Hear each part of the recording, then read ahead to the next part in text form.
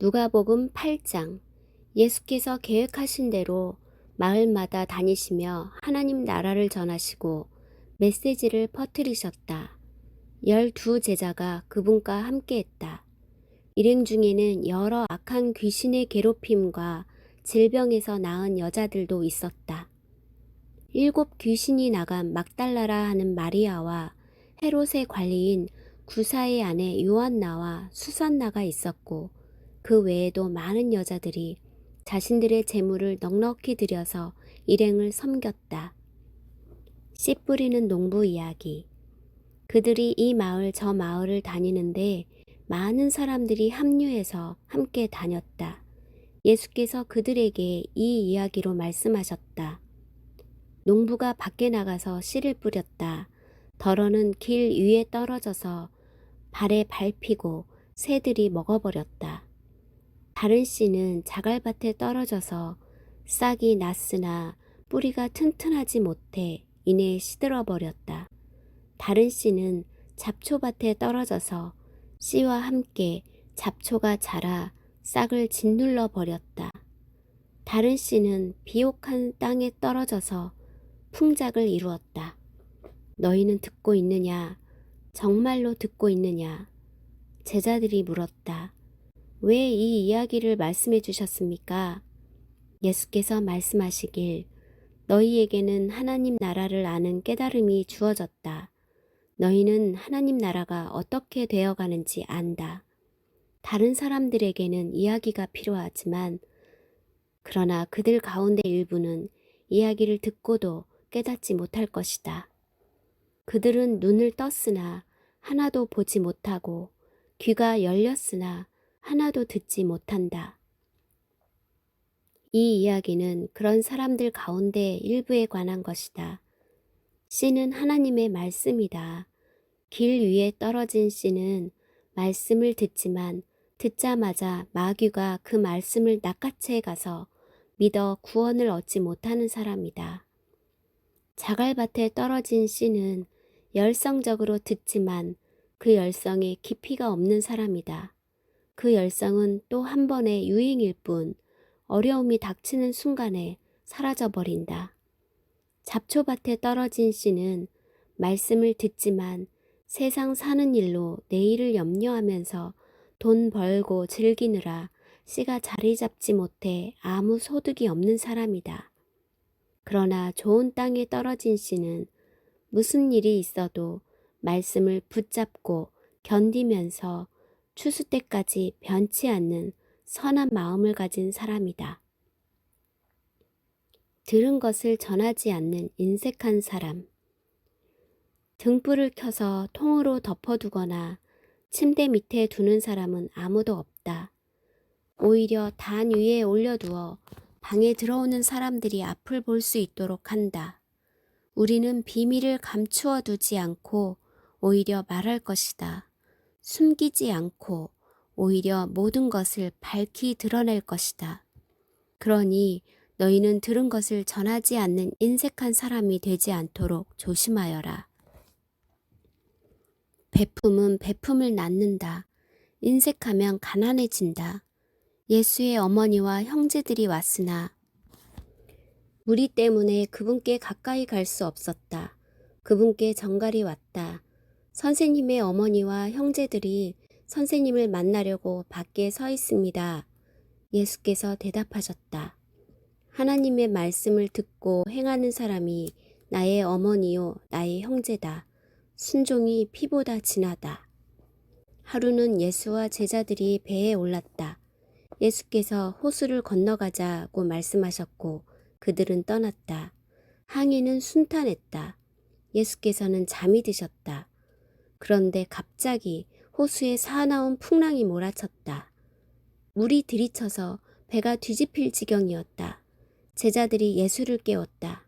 주님, 주님, 우리가 빠져 죽겠습니다.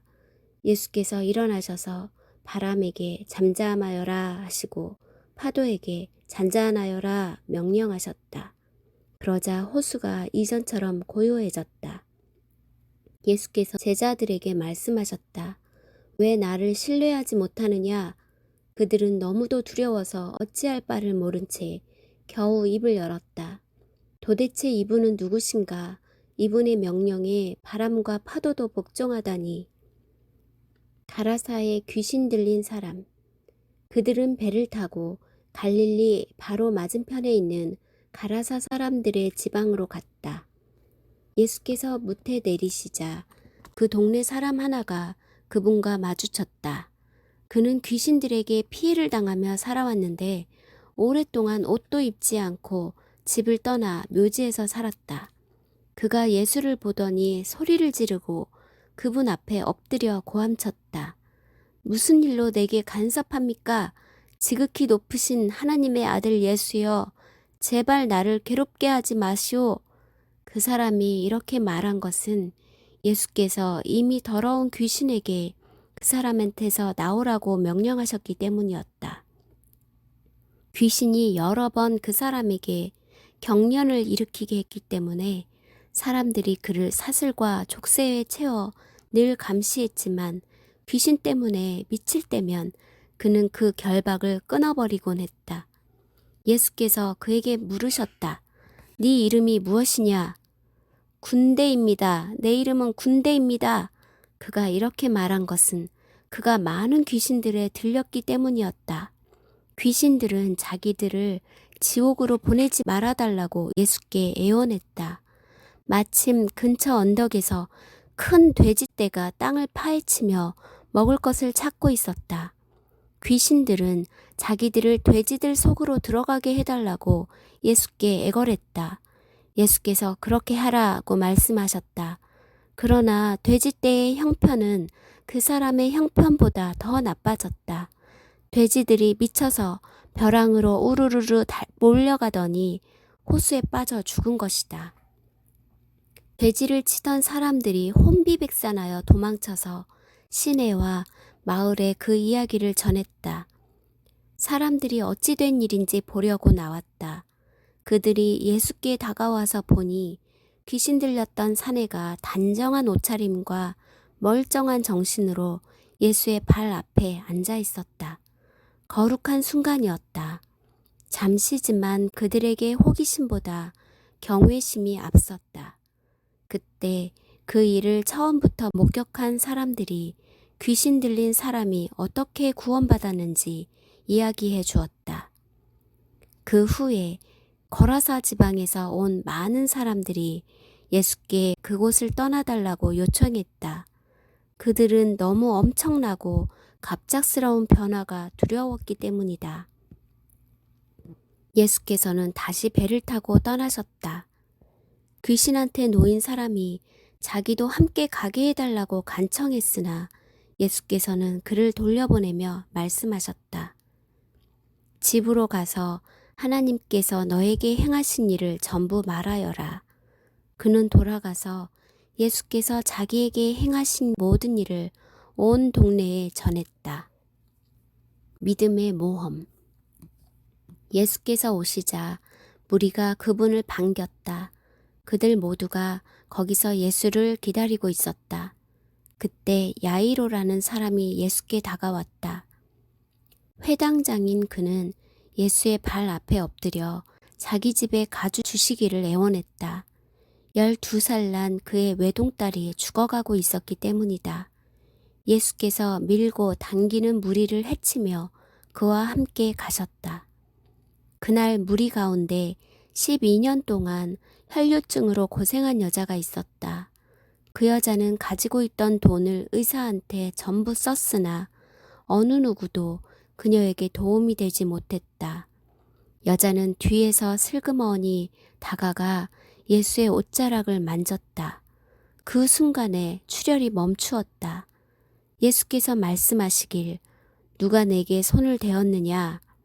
아무도 나서지 않자 베드로가 말했다. 주님, 수많은 사람들이 우리를 에워싸고 있습니다. 손을 댄 사람이 수십 명은 될 것입니다. 예수께서는 그냥 지나치지 않으시고 내게 손을 댄 사람이 있다.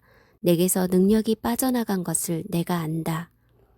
더 이상 숨길 수 없게 된 여자는 떨면서 그분 앞에 무릎을 꿇었다.